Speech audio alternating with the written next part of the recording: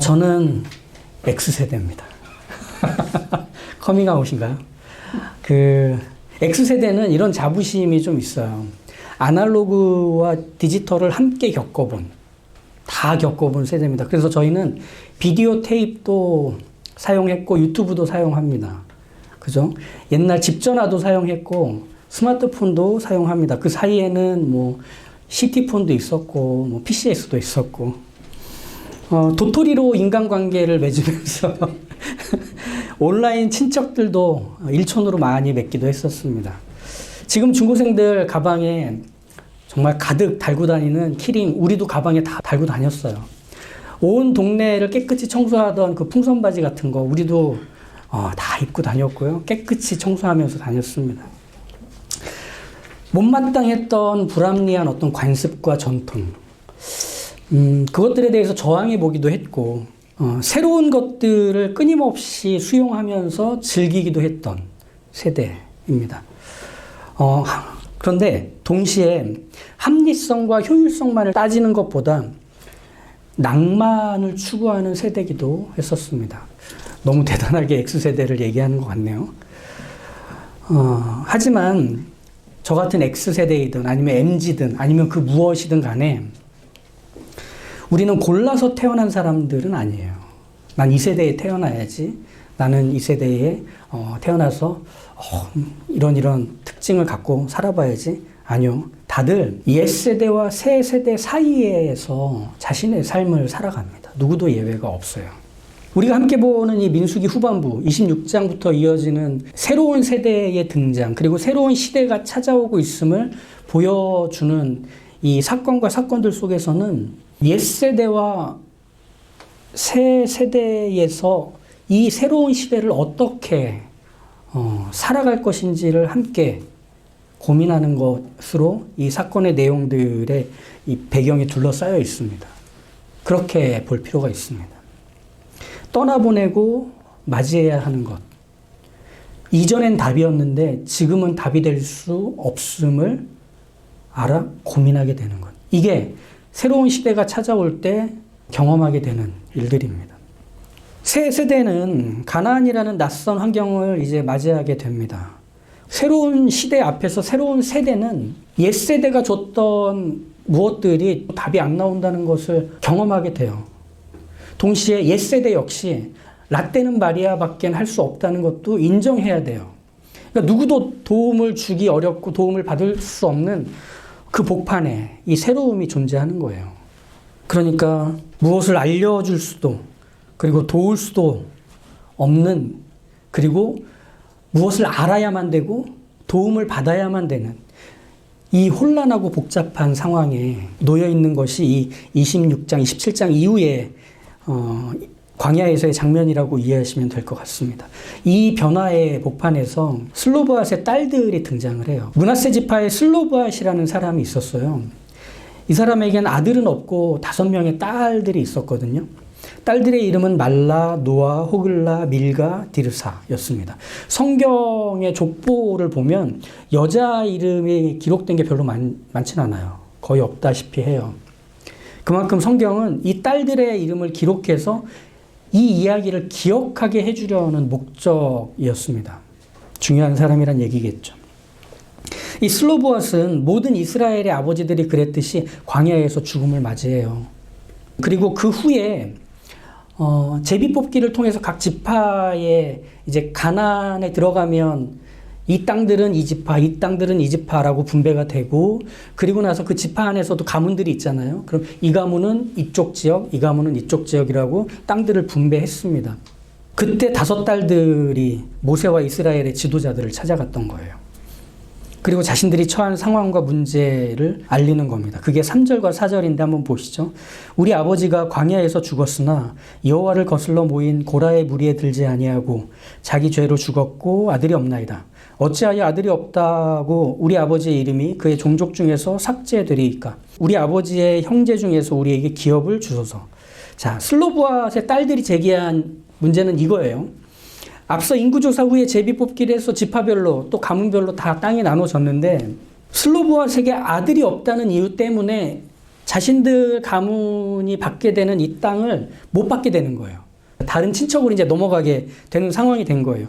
당시 고대 이스라엘 사회에서 땅, 곧 기업은 아버지에게서 아들에게로 물려주게 되어 있었습니다. 슬로보앗의 딸들 입장에서 남자 형제가 없다는 이유 때문에 아버지가 약속받은 그 땅을 자기들이 받을 수 없게 된 상황이 돼버린 거예요.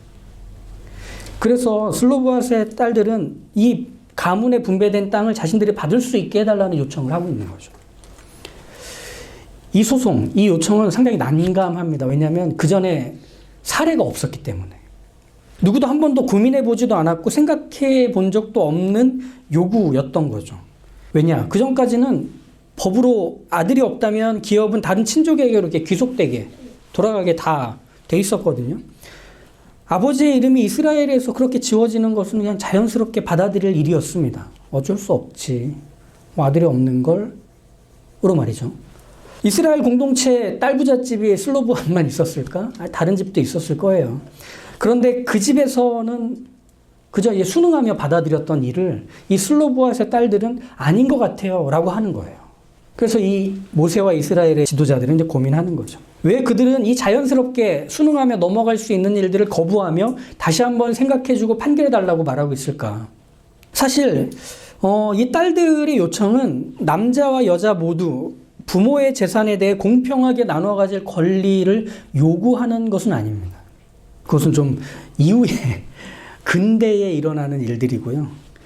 이 슬로보앗의 딸들의 요구는 좀 다릅니다. 무엇을 이스라엘의 지도자들에게 요구할까? 이 딸들은 3절에 아버지가 하나님께 대한 반역으로 이 기업에 대한 권리를 박탈당했던 고라와 그 무리에 들지 않았다는 것을 먼저 얘기해요. 이건 단순히 내 땅 달라고 하는, 우리는 거기에 속하지 않아서 잘못이 없다라고 하는 얘기 정도가 아닙니다. 여기서 딸들이 말하고 싶은 건 뭐냐면 자신의 아버지가 하나님의 약속 안에 있는 백성이라는 사실을 잊지 말아달라는 얘기입니다. 그거 분명히 하는 거예요. 하나님을 버린 사람들이 아닙니다. 하나님께로부터 도망간 사람들, 하나님과 상관없이 살겠다며 그 연을 끊으려 했던 죄를 저지른 사람들 중에 우리 아버지는 없습니다. 라는 얘기예요. 이 말 속에 딸들이 원하는 게 뭔지가 드러나요. 하나님의 약속의 백성, 그 명단에서 우리 아버지와 우리 집안이 들어있다는 걸 잊지 말아 주십시오라는 거예요. 그들에게 있어 가나안 땅을 분배받는다라고 하는 건 단순히 어떤 그 재산을 받는다라는 의미, 땅이라고 하는 그 부동산을 얻게 된다고 하는 의미 정도가 아니라 그걸 받는 것 자체가 곧 하나님의 약속을 받은 하나님의 백성이라는 정체성과 같게 여긴 거예요. 하나님의 백성이니까 그 약속의 결과를 받는 거예요. 이렇게 그들은 생각을 했던 거죠. 그러니까 그 정체성과 소속감을 지켜달라는 거예요. 말하자면 우리와 우리 가족 모두 하나님의 약속에 속한 사람들입니다. 라는 뜻이에요. 이런 신앙 고백 같은 요청은 그들이 이미 하나님의 약속 안에 있는 백성이라는 정체성을 보여주는 거예요. 그 정체성이 훼손될까봐, 그 정체성이 거부당할까봐 저항하는, 튕겨져 나오는 그 모습을 이 딸들이 보여주는 거죠. 그렇다면 하나님의 약속 안에 있는 백성이라는 정체성을 이들이 갖고 있다는 것은 또 무엇을 말해주는 건가? 그들 안에 하나님을 향한 믿음이 있다는 것을 말해주는 것이기도 합니다. 왜냐? 지금 이 땅에 대한 얘기가 계속 이어지잖아요. 모세도 이스라엘 지도자들도 그리고 이 슬로보앗의 5 딸들도 이 땅을 본 적이 없어요. 그들은 아직 광야에 머물러 있어요. 가나안에 들어가지 않았고요. 전쟁을 벌이기도 전입니다. 그 땅이 어떤 땅인지 본 적도 없고 밟아본 적도 없어요. 하지만 그 땅을 하나님이 주신다고 하셨기 때문에 그 땅을 이미 있는 것처럼, 실제인 것처럼 믿고 받아들이는 중인 거예요. 그러니 그걸 달라고 하는 거예요. 바로 이 믿음이 그 슬로보앗의 딸들 안에 있었다는 것. 그래서 모세는 이 딸들의 요청에 대해서 그저 가볍게 여기고 넘어가거나 아니면 이전에는 그런 사례가 없었으니 우리는 그냥 하는 대로 한다라고 말하지 않고 5절에 이렇게 얘기하고 있거든요. 모세가 그 사연을 여호와께 아뢰니라. 이들이 하는 요청이 결국 가볍지 않다는 걸 알고 받아들인 겁니다. 예전 개역 한글 성경에서는 이걸 이렇게 번역을 했는데 좀 더 와닿더라고요. 모세가 그 사연을 여호와께 품하니라 라고 표현해요. 품하니라. 요즘 우리가 잘 안 쓰는 표현인데 품하니라, 품하다 라고 하는 거는 손에 담아서 가지고 간다는 뜻이에요. 예. 그래서 모세는 이 사연을 하나님께 그저 업무 보고하듯이 보고한 게 아니라 두 손에 담아서 소중하게 갖다 드린 거예요. 주목해서 봐달라고. 이 딸들의 믿음, 그리고 그 씨름, 이것은 모세가 보기에는 단순히 재산 분쟁에 대한 권리 요구가 아니라 새로운 세대가 가져야 하는 믿음의 자세였다는 것을 간파하고 있었기 때문인 거죠. 아, 이 사례는 중요하다. 이 사례는 여기서 끝나고 말 게 아니라 모두가 다 떠올려야 되고 우리 시대뿐 아니라 이 다음 세대에서도 기억하고 확인해야 할 바로 그거다 라고 봤던 겁니다. 하나님도 그것에 같은 반응을 보이세요. 6절을 보시면 이 슬로보앗의 딸들의 말이 옳으니 반드시 그들이 원하는 대로 그들에게 이 기업, 이 땅을 주어라 라고 얘기하시거든요. 모세도 하나님도 이 슬로보앗의 딸들이 보여주는 이 자세, 태도, 이것을 하나의 모범으로 삼으라고 하시는 겁니다. 이 모범은 말하자면 이런 거예요. 공기처럼 익숙한 관습과 전통에 안주하지 말고 하나님의 법, 그것이 뿌리가 된 채로 있는 이 본질과 목적을 가지고 새로운 것들에 적용하고 해석하고 살펴라. 이 모범입니다. 사실 교회에 오래 다니고 신앙생활을 오래 하다 보면 우리도 모르게 좀 무지성을 갖게 됩니다. 목사님이 얘기하니까 맞겠지. 교회에서 얘기하니까 뭐 그런 거겠지. 이렇게 생각을 해요. 무비판적, 무지성적인 신앙생활은 우리의 삶의 현실에서 찾아오는 새롭고 낯선 것들을 다루기에는 전혀 힘을 발휘하지 못합니다. 그냥 목사님이 얘기했으니까 저게 맞겠지. 뭐 그냥 오늘 설교에서 그렇게 얘기하시니까 뭐 그렇게 하면 되겠지라고 하는 건 사실은 그렇게 하지 않겠다는 것과 마찬가지예요. 우리의 삶에서 찾아오는 새로움들을 이 말씀을 가져와서 씨름해보고 다뤄보고 두드려보고 분해해보고 다시 재조합해보고 그걸 가지고 살아가는 것은 너무나 많은 수고와 품이 듭니다. 쉽지 않아요. 하나님이 이 말씀을 주신 이유는 뭘까? 하나님이 이 법을 주신 이유는 뭘까? 그럼 이걸 가지고 지금의 우리의 현실에서는 어떻게 살아야 할까? 라고 하는 것이 어쩌면 설교를 듣는 30분보다 살아야 하는 6일 속에서 더 치열하고 더 분명하게 해야 되는 우리의 신앙 아닐까요? 그러니까 신앙생활과 현실이라는 건 그렇게 붙어 있어야 하는 겁니다. 발이 닿지 않는 망망대해 한복판에 우리가 떠 있는 것 같을 때가 얼마나 많습니까? 어떻게 이 상황이 진행될지 알 길 없고 무슨 일이 생길지 예측할 수 없는 그 일들이 우리 안에서 멈춤 없이 일어나잖아요. 거기서 가라앉거나 떠내려가지 않으려면 몸부림을 쳐야 돼요. 무언가를 붙들어야 돼요. 물장구를 치면서 어디론가 가야 살아남을 수 있어요. 현실의 거대함 앞에서 나를 살릴 수 있는 유일한 것은 하나님을 믿는 것, 그리고 그 하나님을 우리의 삶의 현실로 끌고 오는 것밖에 없습니다. 슬로보앗의 5명의 딸들은 과거의 전통을 존중했습니다. 하나님의 은혜와 율법의 본질과 목적도 잘 알고 있습니다. 하지만 동시에 그것을 나의 지금의 현실에 어떻게 적용해야 할지를 고민했습니다. 씨름했습니다. 그리고 그것은 정당한 겁니다. 율법의 시작이 되는 10계명을 한번 떠올려 보시면 처음에 10가지 계명을 주셨죠. 그런데 그 이후에 출애굽기나 레위기에서 보면 10계명 말고 계속 율법이 나오고 계명이 나오고 이걸 준수해라 준수해라 나오는 좀 세세한 항목들의 법들이 쭉 이어지거든요. 이거 뭘 말하는 거냐면 10계명이 부족해서 개정판이 나왔다는 뜻이 아니라 10계명에 담긴 본질적인 뜻과 원칙은 유지한 채 인간의 다양한 상황과 문제에 구체적으로 응답하는 결과들을 현실에서 씨름하면서 살아가는 이들에게 하나님이 계속 주시는 율법들이었던 거예요. 그래서 이렇게 하라라고 이어졌던 거죠. 슬로보아스의 딸들이 요청한 그들의 태도 안에서도 그게 담깁니다.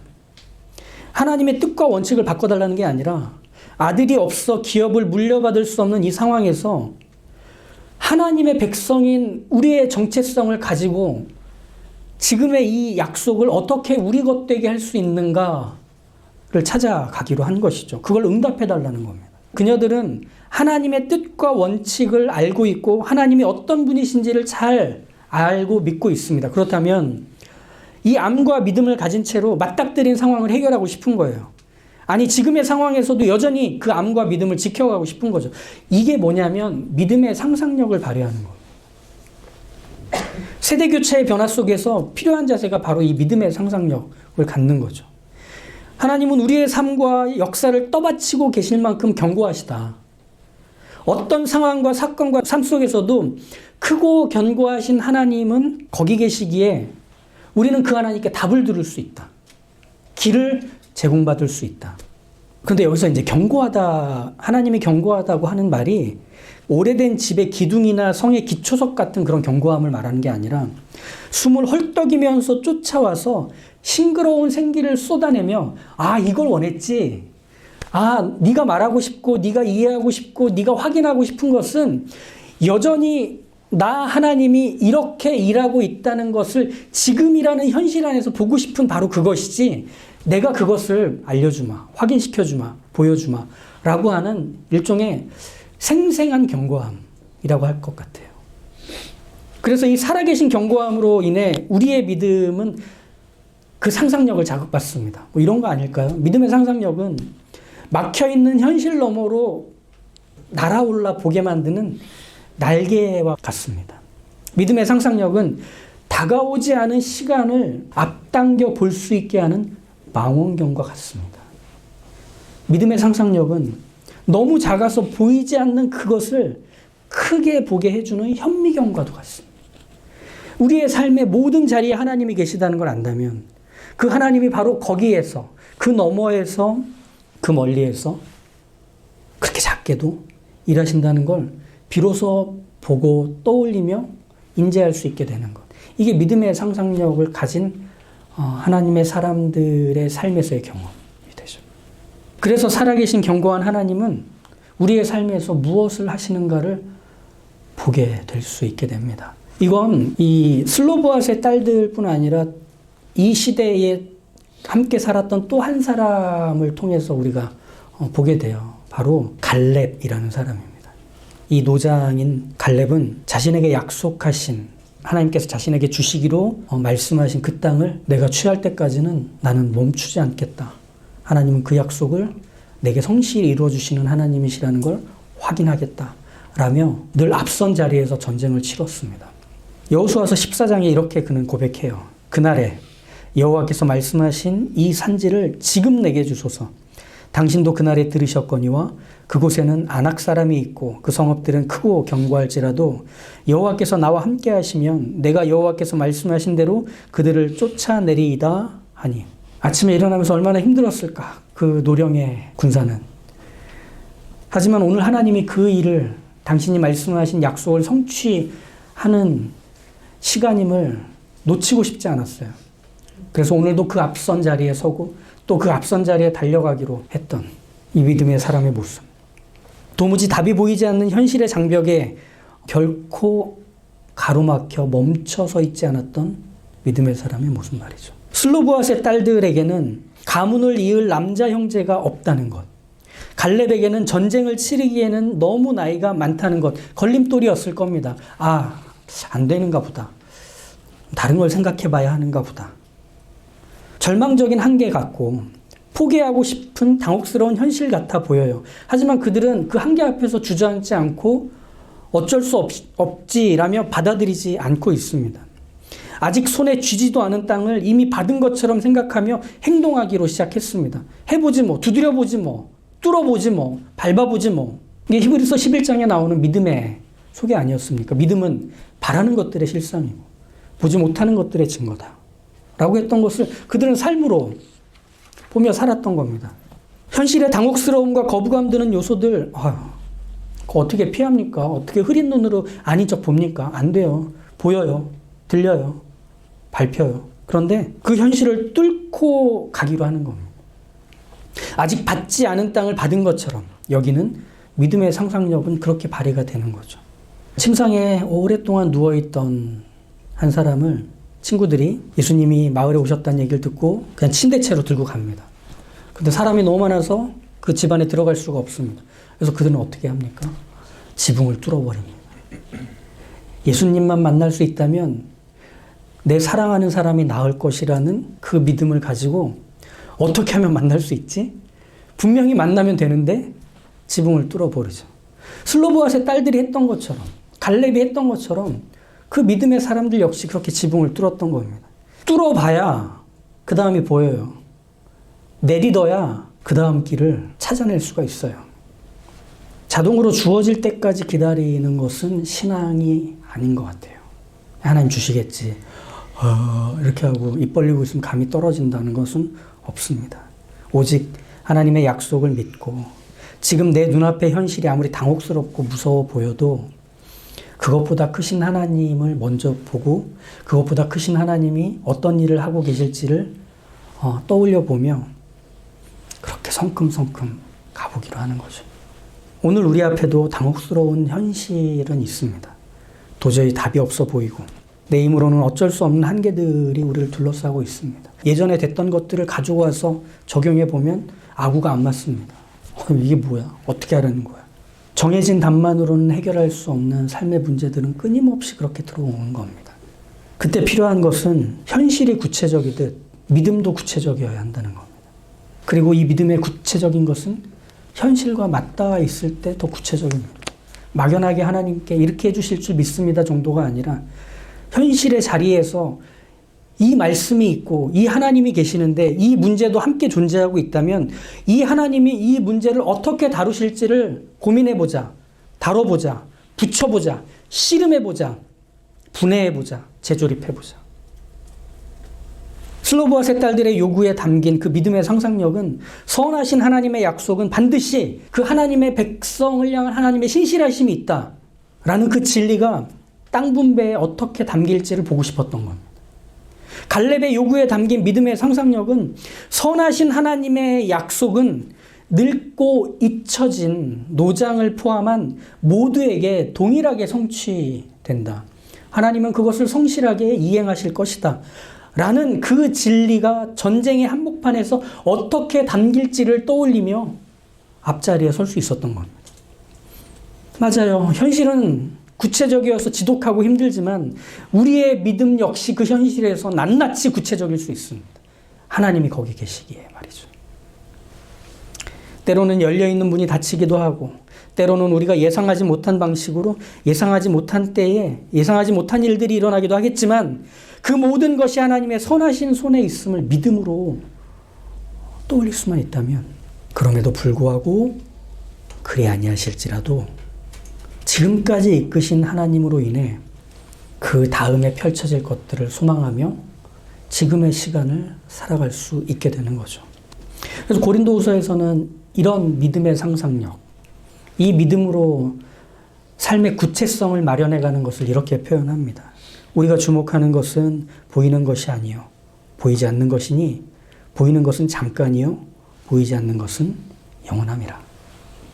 그러니 우리에게 주어진 삶의 자리에서 하나님이 여전히 함께 계신다는 사실을 기억하시고 던져보시고 도전해보시고 붙들고 삿바씨름도 해보시고 그리하여 그것이 기어이 하나님의 뜻으로 어떻게 완성되는지를 기대하시며 그 자리를 살아내실 수 있기를 주님의 이름으로 축복합니다.